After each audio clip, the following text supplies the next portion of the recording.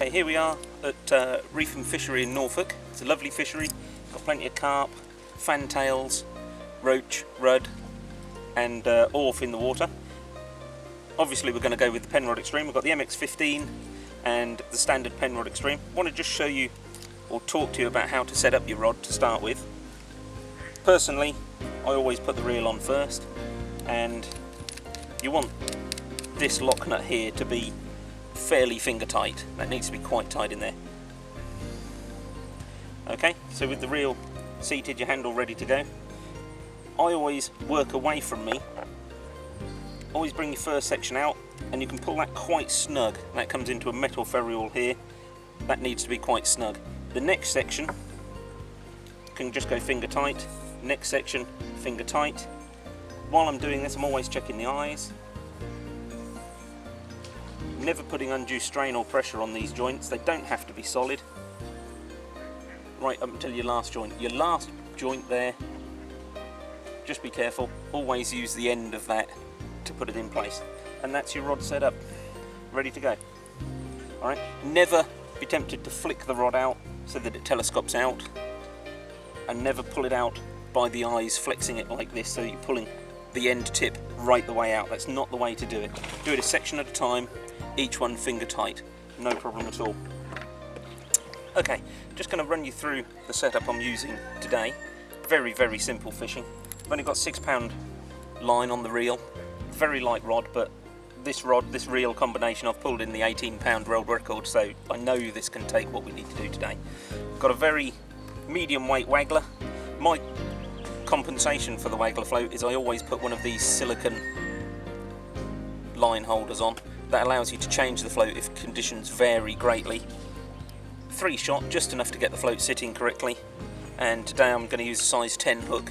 We're only using sweet corn, possibly some bread. So a size 10 should be more than adequate for what we're doing. We're not going to be presenting maggots or anything like that. So just going to plumb the depth, and then we'll get on with some fishing. We'll show you how to use the drag setting on your reel, show you how to play the fish. Hopefully we'll do well.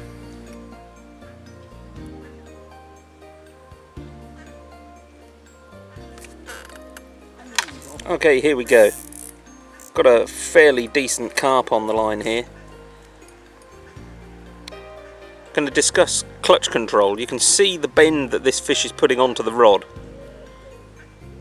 Okay, the Penrod Extreme can handle this kind of pressure from this kind of fish, but what you've got to be careful of is how much you let the clutch go. You can see here, adjustment of the clutch is paramount. Turn it anti-clockwise on a rear drag reel, makes the clutch looser, allows the fish to pull line.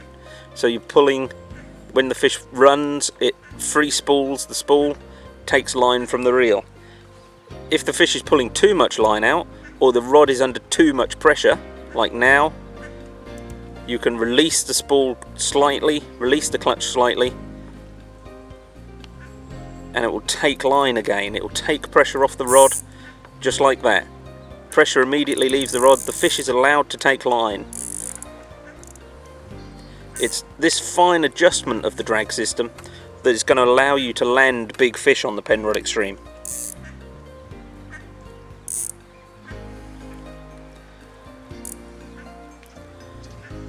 You can see how easily the rod can handle this, but it's all about adjusting your drag system.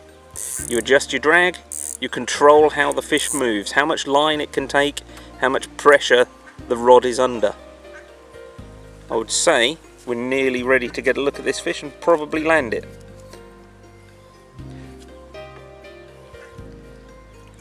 Looking pretty tired.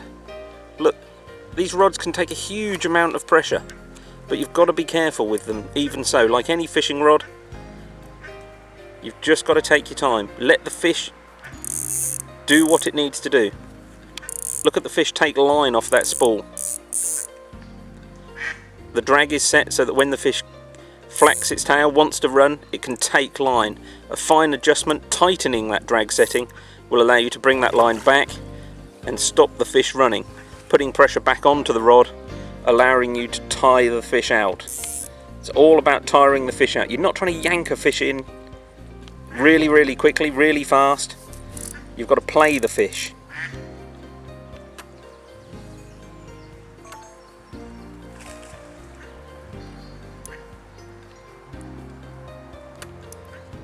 bit of a swirl now. Looks like it's tiring out a little.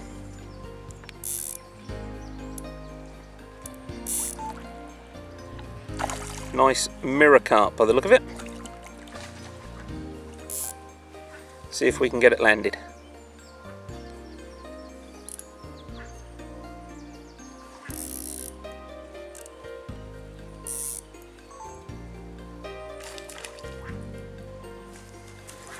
Looks like it could be the one. There we go. Now that size fish on the Penrod Extreme, I would say you're looking at possibly a 5 or 6 pound carp there. It's common carp, fully scaled. Superb bit of fishing there. Just take the hook out and then we'll have a look at exactly how nice this carp is.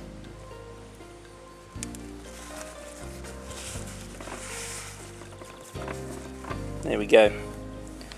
Beautiful looking carp.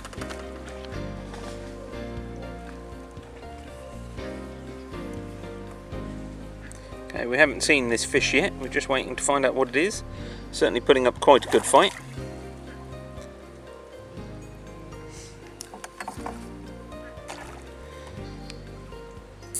This is a good view of the technique of playing a fish. You need to be following the fish with the point of your rod. I've already talked about the drag settings. When a fish pulls, the trick is to lower your arm, let the rod follow the fish's movement. That takes pressure off the rod itself, puts more pressure on your line. Combining that with your drag system, the control of the drag system will allow you to pull in fish much larger than the breaking strain of your line, or in fact the breaking strain of the rod. The whole idea is to let the fish play against the stretch of the line and the bend of the rod. By allowing it to do that, you tire the fish out. You can bring in fish much larger.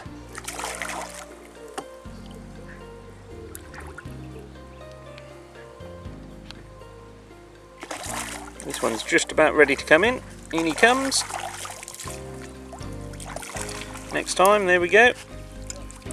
The other thing to be careful of when you're landing a fish with the Penrod is loosen your line off.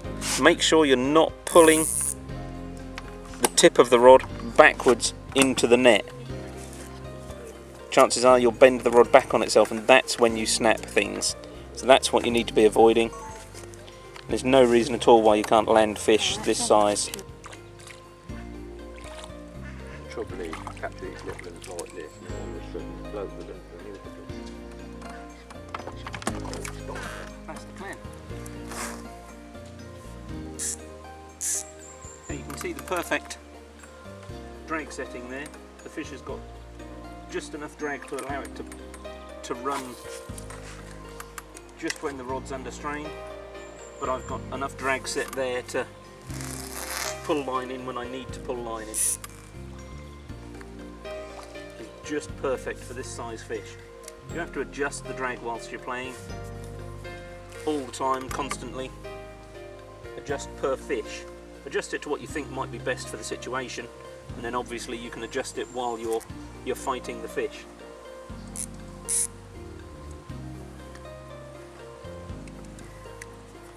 Slowing down a bit now.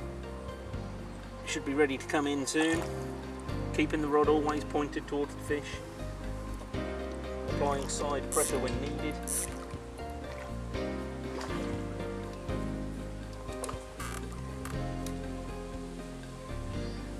Just to bring the fish back into line to where you're going to land it. Keep it out of snags.